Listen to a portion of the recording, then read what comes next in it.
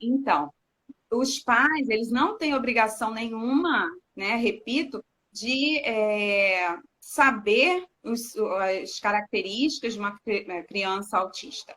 Mas eu, como era profissional da educação, eu já tinha tido alguns alunos autistas. Porém, o assunto autismo nas faculdades, né? Na faculdade que eu fiz letras, por exemplo, não é um assunto totalmente coberto, não é um assunto que tem que está na grade, uma matéria, uma disciplina, questões neurológicas, disciplinares, dificuldades de aprendizagem. Eu penso que essas questões deveriam ser muito mais abordadas, né? Trabalhar com pessoas com necessidades especiais, né? Às vezes as pessoas não gostam desse termo. Então, pessoas com deficiência, a gente vai sempre se adaptando. Também estou aprendendo, viu? Então, às vezes eu uso pessoas com necessidades especiais, e aí eu percebo que os grupos não aprovam muito essa nomenclatura, e eu gosto de aprender o certo, que realmente é aprovado. Então, pessoas com deficiência. E aí, Michele, respondendo a sua pergunta, eu tive um aluno numa das escolas onde eu trabalho, e esse aluno autista, me passaram que ele era autista, só que eu não tinha preparo nenhum para lidar com ele, né? E olha que o diagnóstico já tinha vindo, eu nem precisei reparar no comportamento, né? Porque se eu fosse reparar, é exato o que a Kátia falou de é um menino que não consegue, tem alguma questão, né? Mas a gente, infelizmente, ainda na área da educação, nós não estamos preparados para lidar com pessoas autistas. Eu vou dizer sobre essa questão da deficiência em si, que é o autismo.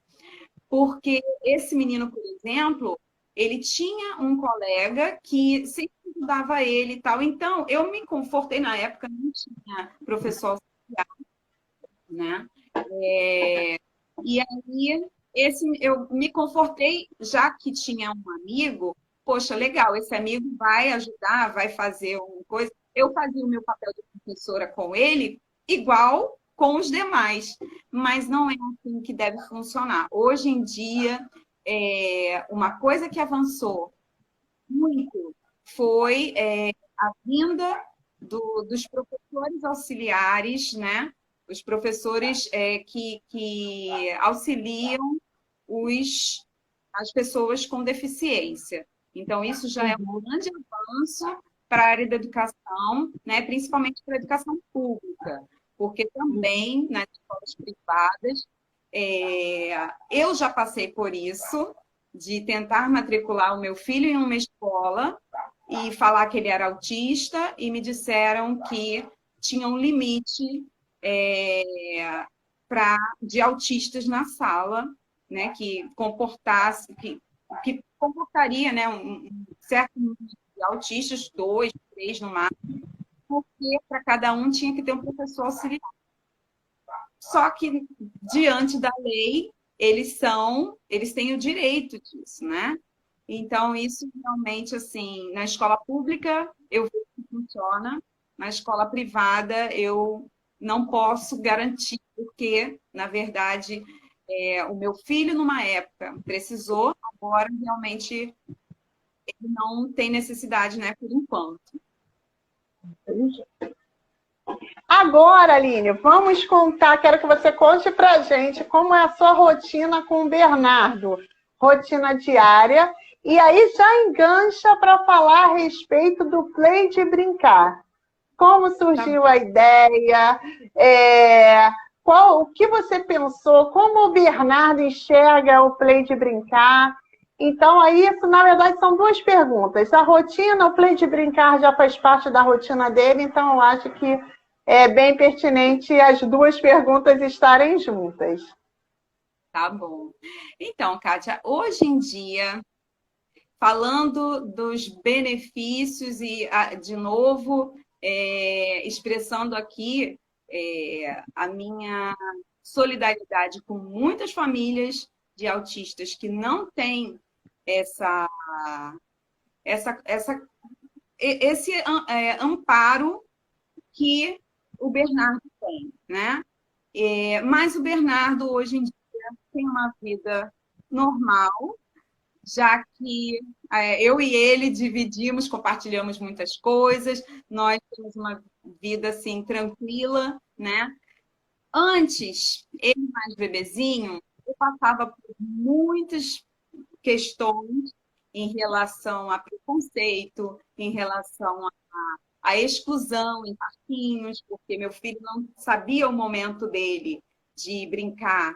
E aí ele fazia coisas, empurrava na frente de pessoas, mordia crianças, né? E tinha comportamentos assim, agressivos muitas vezes. É... Enfim, muitas questões que hoje em dia parece até que não existiram, porque Uhum. Leonardo ele foi muito bem assistido com terapias, né? Musicoterapia, terapia ABA foi assim um divisor de águas na nossa vida, né? A terapeuta e psicóloga Débora Maciel fez um trabalho excelente. Todas as terapeutas com as quais o Bernardo teve contato realmente foram excelentes em todas as áreas que elas atuaram. Você, como psicopedagogo, Bernardo hoje ele faz mímicas, ele muda a vozinha quando fala alguma coisa, faz uma voz mais grossa, uma voz mais fina, e isso pelas histórias que você conta para ele, e ele adora essas terapias, né? Musicoterapia contribuiu muito para a percepção das questões sociais, terapia ocupacional. Então, assim, eu digo que hoje a gente vive, eu também estudando muito, estudando terapia ABA, estudando questões do autismo e de aprendizagem, e isso fez com que o dia a dia, a rotina do Bernardo fosse bastante facilitada, né? Não Uhum. só toda a família, minha mãe, a gente muito engajada. Eu tenho também uma rede de amizade que me dá um suporte muito bom. Inclusive, hoje, minha amiga Dani, minha amiga Paola estão lá com o Bernardo enquanto eu estou aqui falando, porque senão ele estaria aqui, mamãe, eu quero brincar. Tia Kátia, oi, tia Kátia. Então ele teria que participar. Não ia dar muito certo por falar outra coisa. Então, assim, é necessário ter essa rede de apoio, essa rede que esteja interessada no assunto e que entra junto com você de cabeça para aprender, para se envolver.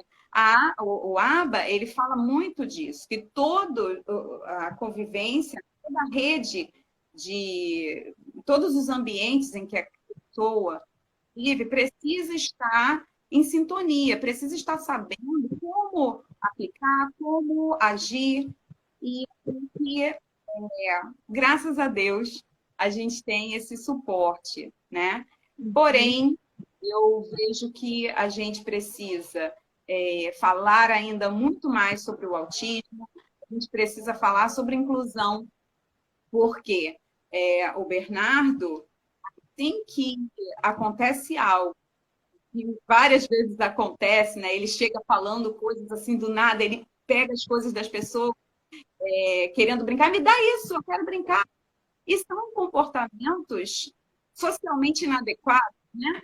Mas eu, como mãe dele, eu já chego, falo, eu não tenho vergonha de falar, e não critico quem tenha, porque infelizmente cruel, né? Uhum. Com essas questões, quando pelo desconhecimento, por ignorar realmente o que seja.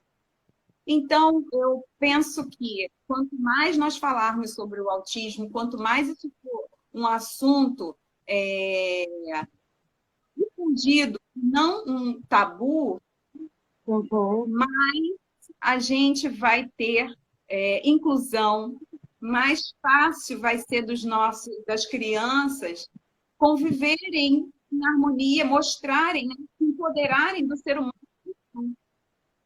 porque são seres humanos, assim, se você conhece bastante, mas eu digo para quem está assistindo a gente, se você conhece de perto uma pessoa autista, você vai descobrir coisas, você vai se descobrir muito, né? Você vai descobrir assim que o ser humano vai muito além do que você pensa que é, né?